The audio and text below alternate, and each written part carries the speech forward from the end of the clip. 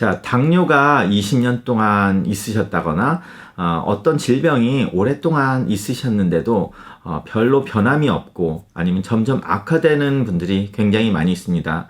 특히 당뇨인 경우에는 시간이 가면서 악화되는 것이 어느 정도 당연은 할 수 있는데요. 그 원인을 잘 모르다 보니까 그 정상적인 아니면 최적의 치료를 못하는 분들이 많이 있는데요. 오늘은 자신이 당뇨라면 아니면 콜레스테롤이 문제가 있다면 어떻게 그 원인이 어디서 오는지를 밝히는 간단한 방법 중에 하나를 알려드리겠습니다. 자, 아래에 있는 구독 버튼을 눌러주시고 알람 기능을 켜주시면 더욱 많은 분들이 저희 채널을 보실 수 있습니다.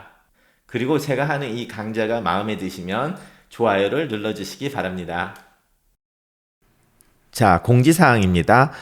제가 어제 말씀드렸던 것처럼 제가 갑자기 한국에 갈 일이 생겨서 간 김에 이번에 무료 건강 강좌를 실시하려 합니다. 그래서 어젯밤에 장소 협찬이 완료됐고요. 그게 판교에서 하기로 돼 있습니다. 그래서 아래 주소가 써 있으니까 시간은 다음 주인 12월 26일 오후 1시부터 3시까지 하겠습니다. 이번 강좌는 당뇨와 신장병에 대해서 간단히 할 건데요. 제가 유튜브로 이렇게 강의를 항상 해드릴 수 있기 때문에 이번에는 애청자 여러분들과 직접 만나는 장소가 되고 거기에서는 강의는 짧게 하고 애청자들께서 직접 질문을 하시는 시간을 많이 만들어 보려 합니다. 예전에도 제가 강의를 할 때 그 시간이 가장 좋았다고 해서 특히 한국에서는 진료 시간이 짧다 보니까 많은 질문들이 있어요. 그래서 이번에는 거기에 참가하신 분들의 질문을 받아서 바로 대답을 해드리는 형태의 만남의 시간을 가지려 합니다. 이번에 하는 것은 무료이고요. 제가 굉장히 짧은 시간에 아무런 플랜 없이 말을 터뜨렸던 거라서 이 장소 협찬을 해주신 분도 굉장히 수고를 많이 하셨습니다. 그래서 이왕 만들어 놓은 거니까 많은 분들이 오셔서 격려를 해주셨으면 감사하겠습니다. 자, 안녕하세요.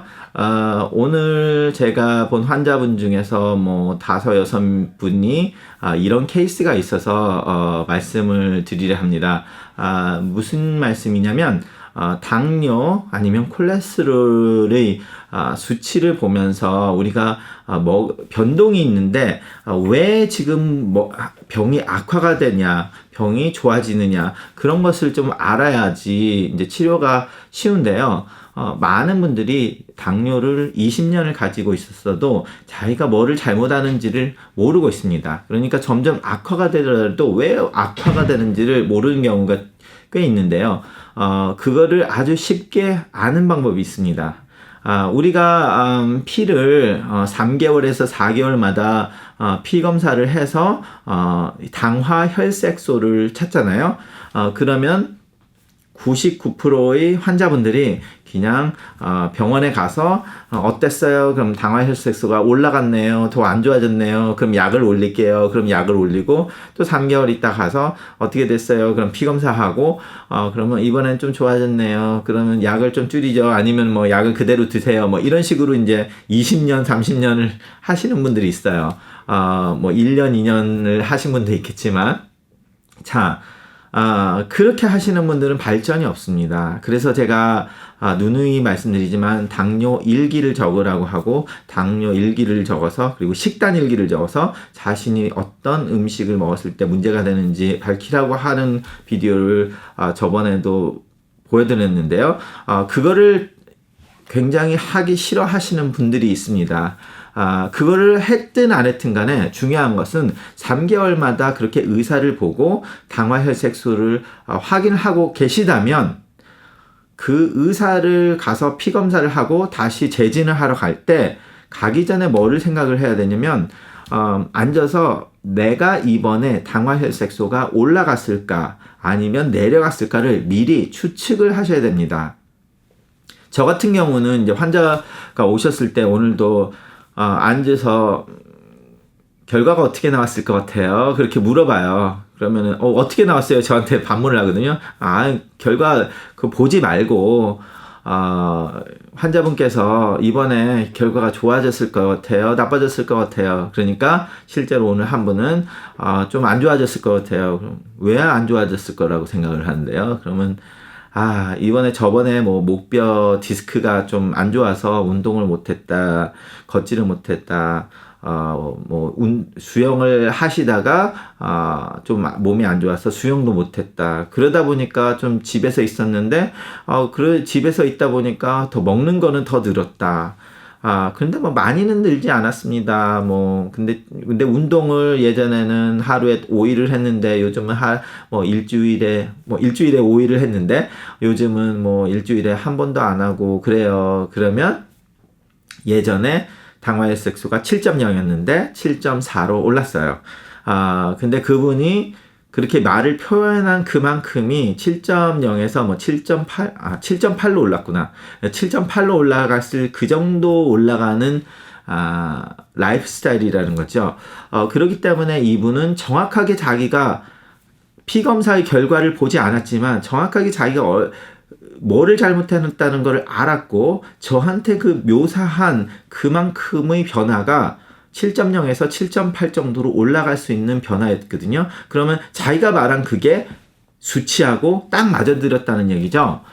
그런 말은 결과적으로 그분은 자기가 잘못하고 있는 걸 알았고, 그거를 잘못하고 있는 걸 알았으니까 다시 몸 컨디션 좋아서 운동을 하면 다시 7.0으로도 내려갈 수 있다는 거죠. 그리고 물론 그것보다 더 좋으면 좋겠지만, 그런데 반대로 가끔가다 어떤 분들은 이래요.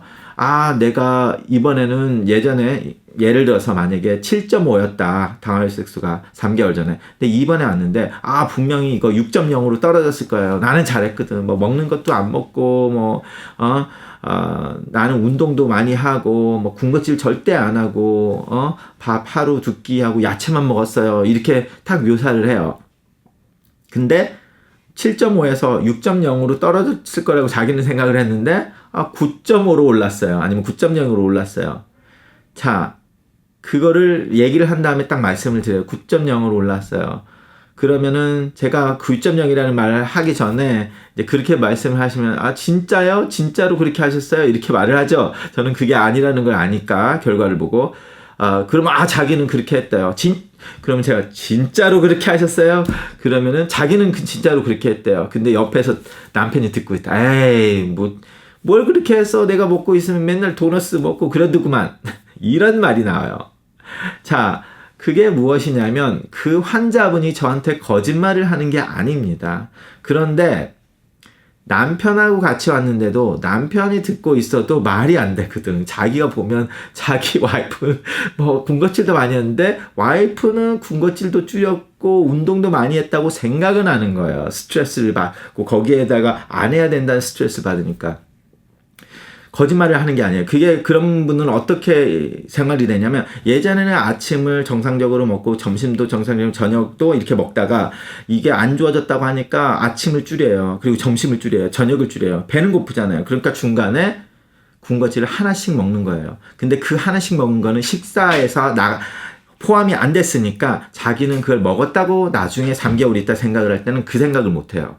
근데 결과적으로 옆에 있는 사람들은 저 간식을 왜 하지? 특히 부인이 비만하신데 남편이 날씬하신들 보면 그런 분들은 남편이 잘 픽업을 해요. 왜냐면 남편이 날씬하신 분은 자기는 그걸 안 먹거든요. 그걸 안 먹는데 부인이 다 먹는 거야. 그러면 자기가 보기에는 왜 저걸 먹을까? 이렇게 하지만 그 말 했다가는 자기 아내한테 피박을 받으니까 조용히 하고 있다고요. 근데 이제 이런 병원에서 같이 오셨을 때 내가 막 몰아치면은 남편이 그제서야 그거는 아니었는데 내가 보기에는 많이 먹었는데 이렇게 말이 나온다는 거죠. 그렇지만 환자가 거짓말한 게 아니잖아요. 환자는 그렇게 식생활이, 그래서 제가 예전에 고기를 먹는 게 야채 식사보다 낫다라는 식의 비디오를 만든 게 그거예요. 어떤 스트레스를 받아서 자기는 식사를 줄였는데 그 식사 줄인 것보다 배가 고파서 중간에 추가로 이어진 것이 오히려 더 나쁜 결과를 야기를 했다는 거예요. 그럼 결과적으로 자기는 열심히 했는데 결과는 나쁘게 나온다. 그래서 제가 특히 당뇨 환자들한테 많이 오늘도 5분한테 이 말을 했는데 도둑질을 할 때 사람이 자기가 도둑질이 나쁘다는 거를 알고 계신 분은 굉장히 어려운 상황에서 뭐를 하나 훔쳤을 때 거기서 그 도둑질에 대한 죄책감이 있으신 분은 자기가 돈을 벌면 안 하겠죠. 그렇지만 뭐 세상에 살면서 뭐 내가 저 사람 거 써도 되고 뭐 이렇게 전혀 도덕적인 가책이 없고 그렇다 그런 분은 도둑질을 계속 할 수밖에 없어요. 이것도 자기가 당뇨해서 하지 말아야 되는 것이 뭔가 있는데 그거를 한 거를 인지를 하시는 분은 그 다음 3개월에는 이 변화가 쉬운데 자기는 진짜 했는데 그거를 잘못했다고 생각을 못 하시는 분은 그걸 고치기가 너무 어려워요. 그거를 의사들이 잘못했네요 이러면 반감이 들거든요. 근데 환자는 직접 의사랑 싸우지 않더라도 특히 한국에서는 진료를 빨리빨리 하다 보니까 뭐 식사 잘 안 하셨네요 그러면 속으로 뭐예요? 니는 말을 그렇게 하지만 나는 열심히 했다. 환자는 그렇게 생각을 하죠. 그러면 어떻게 되겠어요? 반감만 든다고. 생활이 안 고쳐져요. 그래서 저는 그래가지고 환자를 볼 때 조금 시간을 많이 쓰는 이유가 그거를 고쳐줘야 돼요. 피검사에서 나빠졌다는 거는 뭔가 잘못했는데 그럼 자기가 잘했다고 생각을 했는데 이게 결과가 잘못 나왔으면 뭔가 잘못한 거예요. 그럼 뭐를 잘못했는지를 확인을 해줘야 되죠. 그렇잖아요. 그 확인하는 과정 중에 하나가 당뇨 일기를 적어보라는 거고 그런데 그런 것도 하기 싫으시다 하면 제일 쉬운 거는 내가 당화혈색소 피검사가 나오기 전에 생각을 해서 진짜로 내가 올라갔을까 내려갔을까 올라갔으면 얼마나 올라갔을까를 추측을 해보시면 됩니다. 그래서 그 추측이 정확하게 맞았다 거의 비슷하게 맞았다면 그러면 그분은 자기가 잘못한 거를 정확하게 아시는 분이고 자기가 추측한 것과 반대로 나왔다 그러면은 일명 자기는 나빠졌을 거라고 생각을 했는데도 좋아졌다 하면은 뭔가 자기가 모르는 뭐의 변화를 줬다는 거예요.